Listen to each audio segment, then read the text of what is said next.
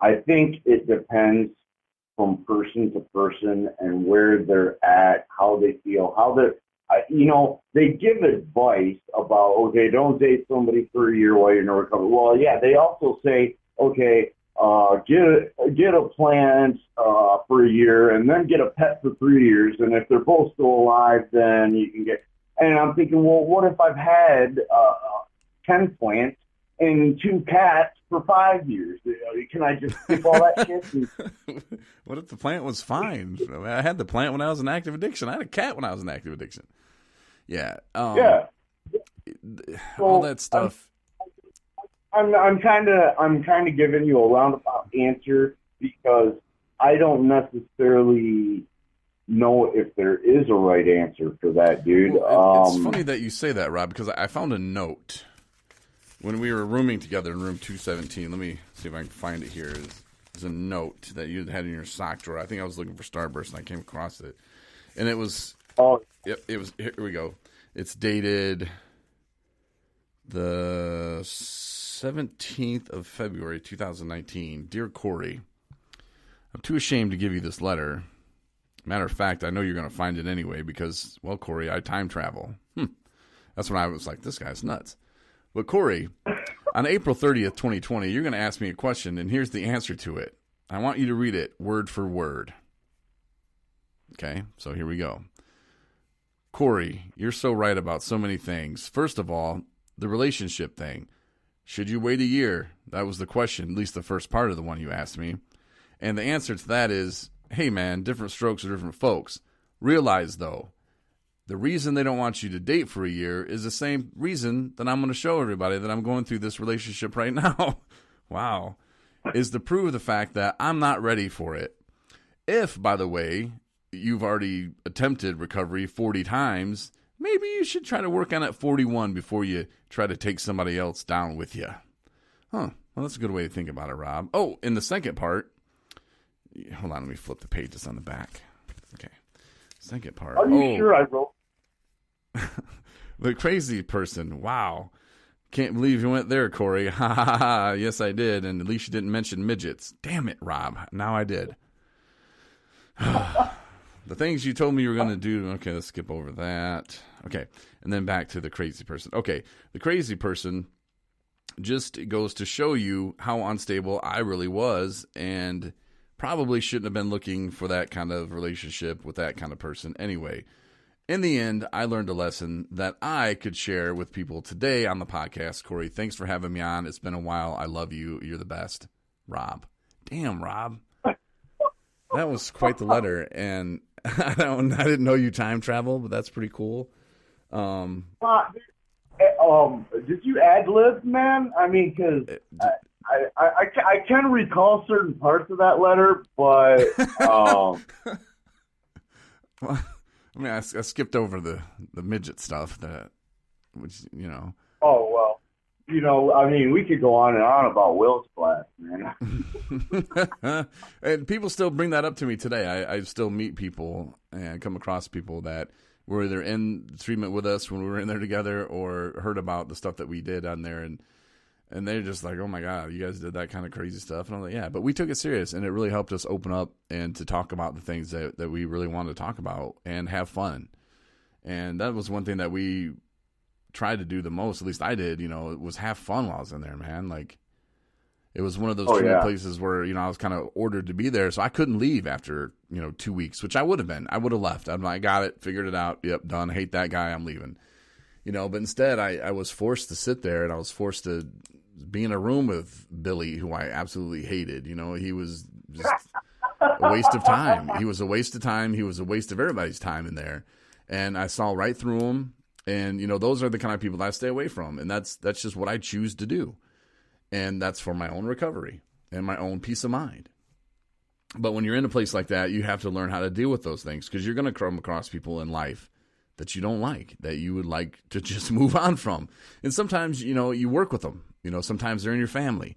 And you have to learn those kind of skills. And that's some of the skills that apparently was lacking, but I did kind of pick up along the way. So those were good things. But it seems you've you reached this point in your foresight and your insight. I'm not comparing because it doesn't matter, but I'm just saying so sooner than I did. But it's good regardless, just as long as at some point, I guess, people come to a certain point where they're like, holy crap, enough is enough. And I've said before, I'm sick of doing this. I'm sick of living this way. And for one reason or another, I went back, and that's just how tricky the addiction really is. It will get you. And I recall in one of your podcasts, you had said you had went into a grocery store or gas station or something, and you had walked by the cough syrup, and you're like, hey, well, hey, I could, drink one of these or whatever. Nobody know, and you're like, well, yeah, no, but I would know, and it seems to me like you really and it shows. The proof is in the pudding, man. You are doing these things. You're not maintaining. You're doing really well with this podcast, and you're helping other people. And I think that's a key factor that a lot of people have, or when they get into recovery, they're like, what am I supposed to do with my life? What is life all about? What, if they believe in God, what does God want me to do, And coming to that point where you're like, you know what, this is my outlet. This is what I'm doing. This is helping other people. This is helping me, which is most important, and everything else is just kind of falling into place, and that's what I've realized is that, and I'm realizing if I could just get out of the driver's seat, and stop this misperception of control, okay? Control. I've got to do this. I've got to do that. I've got to control this. That's all BS. We have control over very little, and like what you and I had already talked about, we have control over how we respond and how we react. But the thing of it is finding that purpose, that driving force, that intestinal fortitude that keeps pushing you forward, when you're having a bad day and just, whatever it may be, hungry, angry, lonely, tired, whatever the case may be, whatever's going on, you have something to fall back on. And,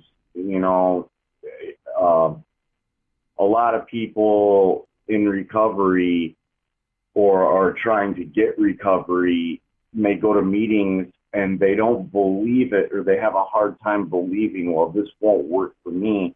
And I thought that at one point, but the thing of it is, I see it working in other people's lives, and I see it working in your life. And that's inspiration to me, and that's inspiration to other people that, hey, this does work. This can work. I can have a meaningful life. I can have the nice things that I want out of life. And that, that really goes a long way. Yeah. And you just have to believe, man. And just like you said, having that spiritual relationship, having that relationship with God, just in whatever God you want to call it, whatever. I know my God, and he works great for me, and in fact, I'm going to keep him to myself, so he's too busy answering my prayers right now. But but that relationship with God and that believing in, yes, he wants me to be happy and he wants me to do great things. And that's why I asked him. There's a guy that we were in treatment with. He's from Battle Creek, or just a city outside of there. And he posted, hey, we got to come up there and see you guys soon. It wasn't for like a, hey, let's get lunch visit. It's probably because he's looking to get out of wherever he's at now, and hopefully he wants to get help. But I told I know him, what you're talking. Yeah, you know what I'm talking about. Well, I told him, I was like, look, man, thank God that I asked the right prayer. When I was in jail the last time, I made a Aaron Hernandez joke, which I thought was a joke. I thought it was funny. because they asked me how I was feeling. I'm like, well, am I going to go in there and Aaron Hernandez myself, and lady looked it up, and Aaron Hernandez killed himself in jail, in prison or whatever. So the Bam Bam suit goes on. I go into this stupid cell by myself for like 4 days out of the first 8 that I was in there at the same time. They threw me in there, give me this little Bam Bam suit, no pillow, no blanket, no padding, just concrete. And I just sat in there, man. And I remember when I was in there, I asked God, please make this be the last time I ever drink. And, Lord, show me the purpose that you have for me. And it's really weird and kind of creepy. Coming up in June, it'll be the 10-year anniversary of my grandmother's passing. And she would always tell me, Corey, you're going to do something besides this rock radio. Like, God has something bigger for you. He's got something better planned. And I was like, Grandma, I'm not going to do Christian radio. They wouldn't hire me. Listen to my demo tape. They're not going to hire me. And I tried to get into Christian radio. I thought maybe this was right. Maybe this was what Grandma was talking about. But, she was adamant about, no, I'm going to use my skills the way God wants me to. And she was so crazy about it. Like, I don't know. I just like, Grandma, I don't know how many times I tell you, I'm not doing Christian radio.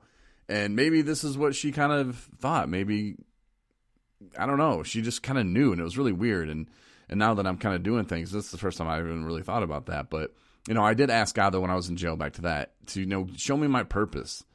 And just let me learn it, Lord, and lead me on my way. And that was like the beginning of a bunch of different prayers that were answered and had been answered. And, pray big and find that something. And if you don't know what it is, ask God. He'll lead you in the right direction.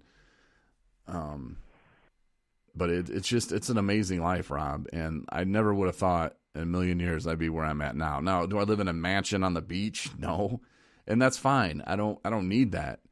I have a roof over my head. The light bill's paid. I get to watch Survivor. My kitty cat's here, having bad hair days, which is really weird. And, I get to talk to you. I get to see my nephews. And I don't know. Life is great, Rob. I mean, it really, really is. I don't have a lot of zeros in the bank, but I got a few. Thanks, Trumps. But that's my dog right now.